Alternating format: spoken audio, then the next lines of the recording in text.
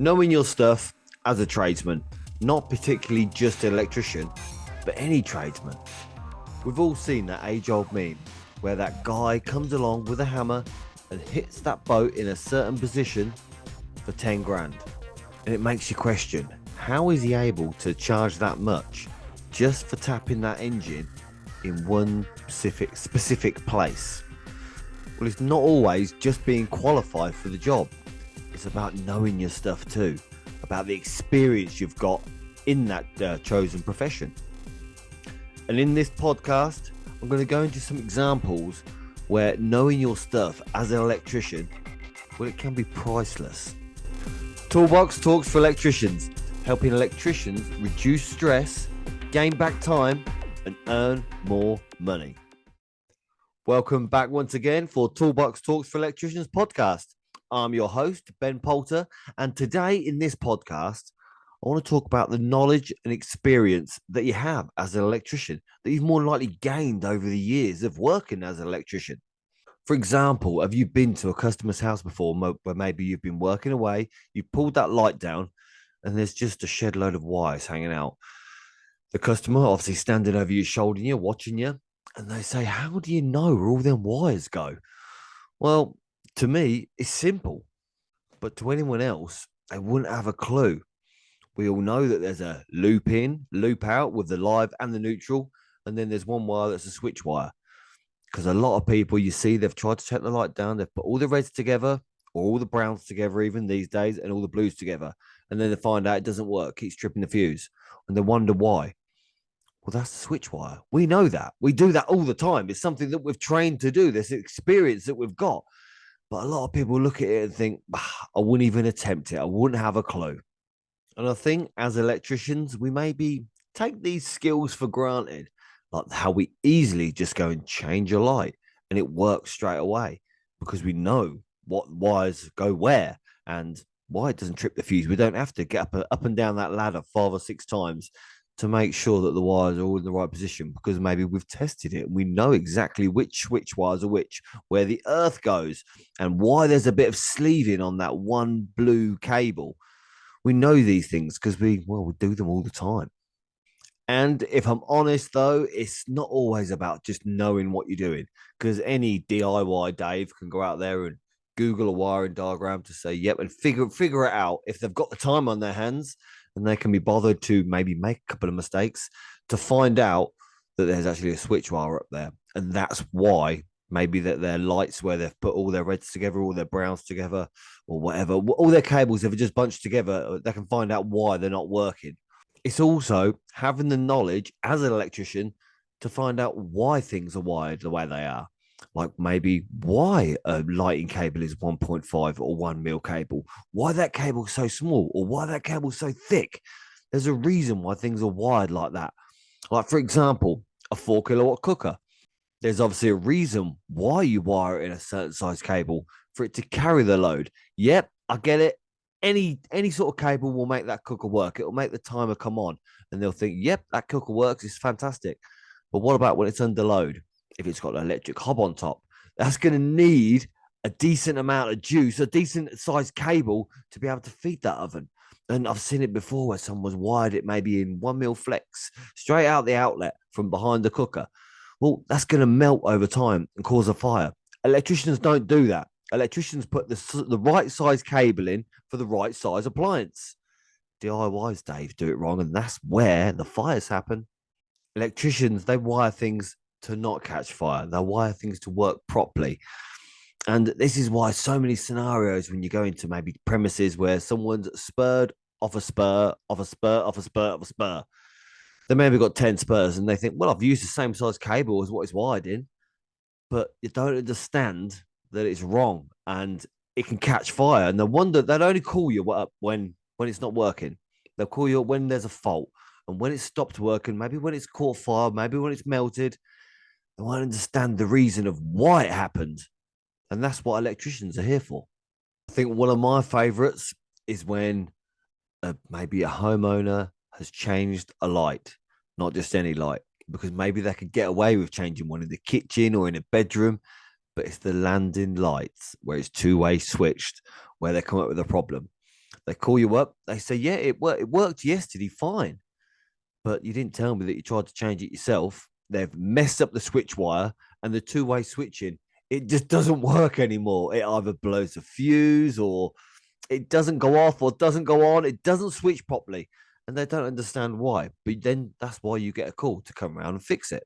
But 9 times out of 10, the customer won't tell you that they've had to go himself. And sometimes you can't blame them because maybe it is a little bit embarrassing.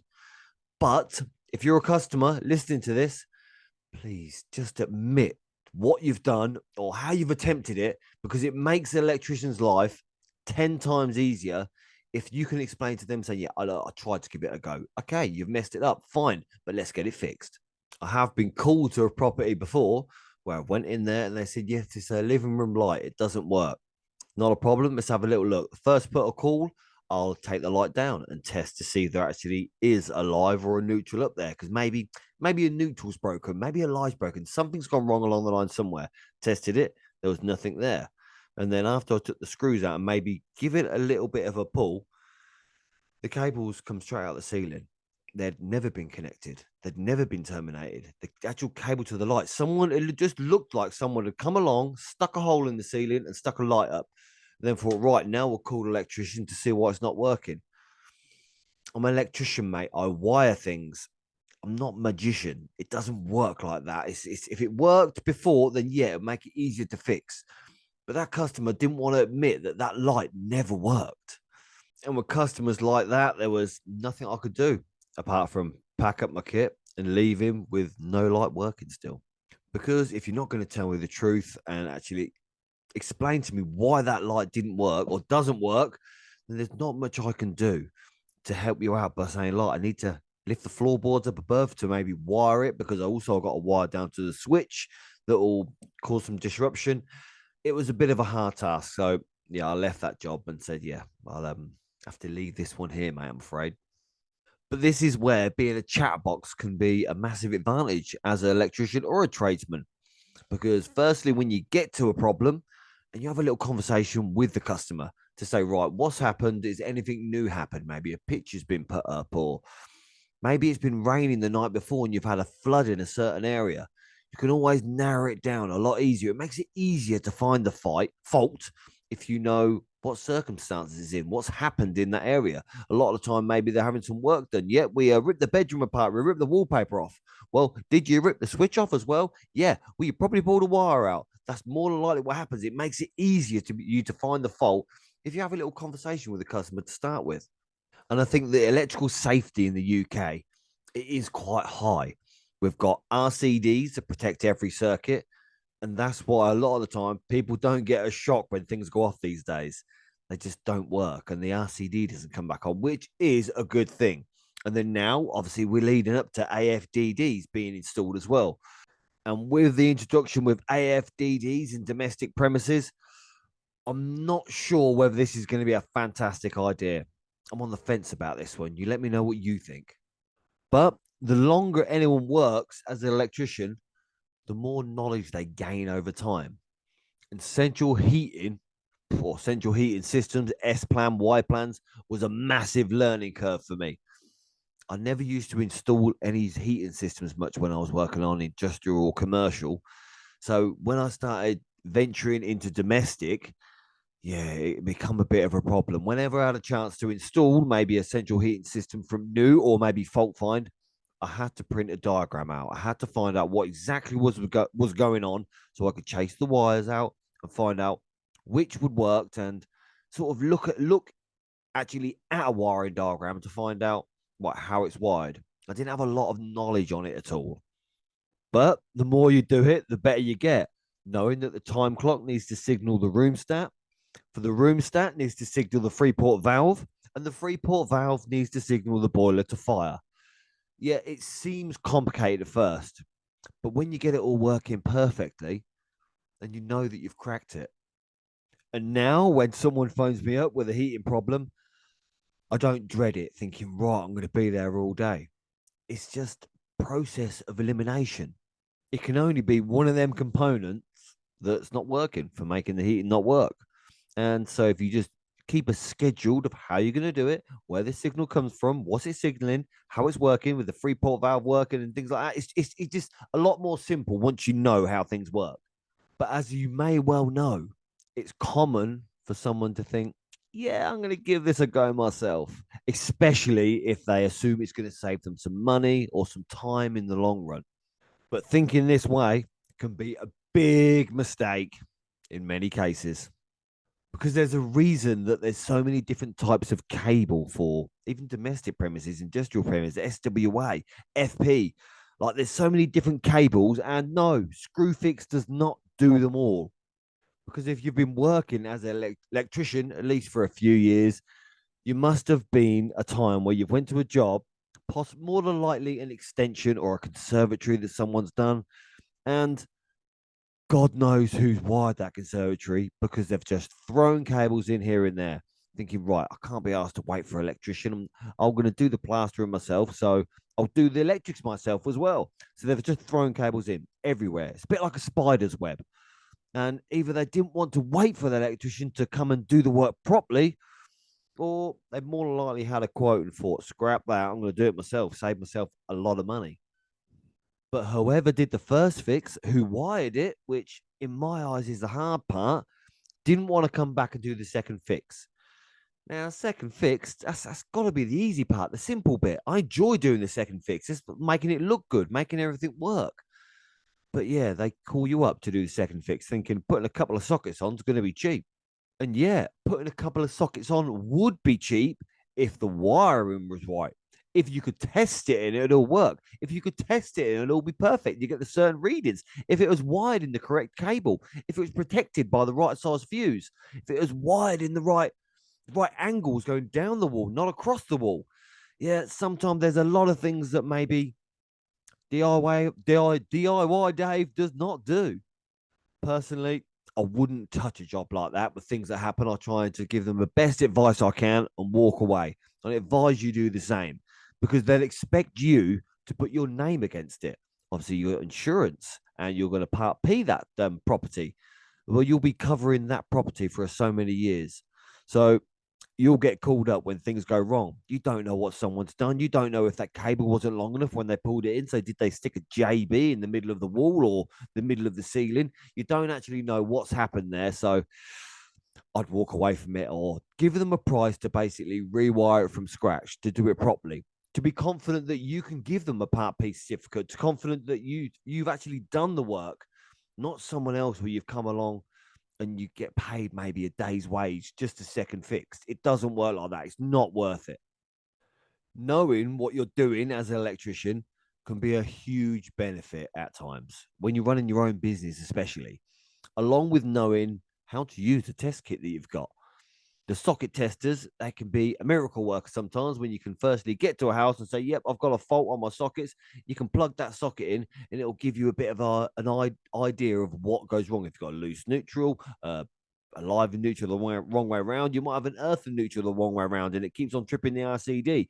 It can give you an inkling to what's gone on, what's happening to start with. And having this test kit can make your life a lot easier. It can make a fault a lot easier to diagnose. And personally, these days, I like a bit of fault finding. I'm like a dog with a bone. If someone's got a fault, I want to find out how that fault's happened and why that fault's happened. And then obviously fixing it is the good part as well. To say, right, this is 10 times better than it was before. I always try and start at the beginning through a process of elimination. Sounds complicated when I say it, sounds technical and stuff, but it's easy once you know how. You say, right, this isn't working, it isn't getting the feed, it hasn't got a neutral. Now find back where that neutral comes from. Why has it got a neutral? And then you can maybe test in between, especially a ring circuit. You can eliminate on that circuit what sockets are on there and then find out why it's not working. And then find out maybe one of the legs is damaged. There we go. They've put a nail through to put a picture up. They might have put a nail through the wall, which is fantastic. You can find that. So yeah, I can fix it nice and easy. It's just process elimination. You've got the right test kit. You can find the ohms readings as well.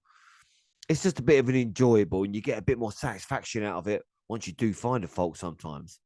Because this has happened to me before with an outside light in someone's house. I went there and they said, "Oh, the sockets they keep tripping off. It keeps tripping the RCD. We can't turn it on." Well, I was looking around the sockets and they were fine. But they had a look. There's an outside light just out the back doors, and I wanted to test to see if that was also fed off the ring main as a spur, possibly. And it was basically, it was my inklings as my knowledge thinking, right, someone's maybe done this at an earlier date, and that's exactly what they've done. But that outside light, the customer said, it hasn't worked for years. Well, it doesn't necessarily matter if it hasn't worked for years. If it's outside and it's got a cable that's connected to that circuit that's sending a fault back down that line to making that RCD trip, and that light had got wet. So not only did that customer get his sockets fixed, but he got an outside light he didn't even know that he could have because he thought it was disconnected and didn't work. Well, it wasn't disconnected, it just didn't work. So he got an outside light and his sockets fixed. And then when things like this happen, you come across as a bit of a hero, and you come across as a pro who basically knows their stuff as an electrician. And do you know why that is? Because you do. You're an electrician. You're good at stuff. You're trained in this. You've got the knowledge in this, and you can help people diagnose these problems. This is the whole reason we have a job as an electrician. It's like any profession. Because if I was asked to build a wall, yeah, I could probably give it a go, but I wouldn't be confident that wall would still be standing in 6 months, and it'd probably look like crap and wouldn't be straight. A builder, on the other hand, they'd know exactly what foundations need to go inside that wall or below that wall even, and then they put them little metal ties. When I worked on site, I see them little ties right rolling around everywhere. I always wonder what they use them for. Obviously they use them inside the walls to hold the walls together, and they know exactly the distance to put them in, and basically to make that wall last for years rather than the 6 months, and they can walk away confident, and it looks pretty as well. It looks nice. They've done a nice neat job. Well, a good builder, mind you. There's some builders that I've seen that, yeah, you probably get blown over by the wind. A lot of their work they have done, and this is why it's so important for all customers to hire a professional. Because you may get customers that say, "Yeah, that's far too expensive."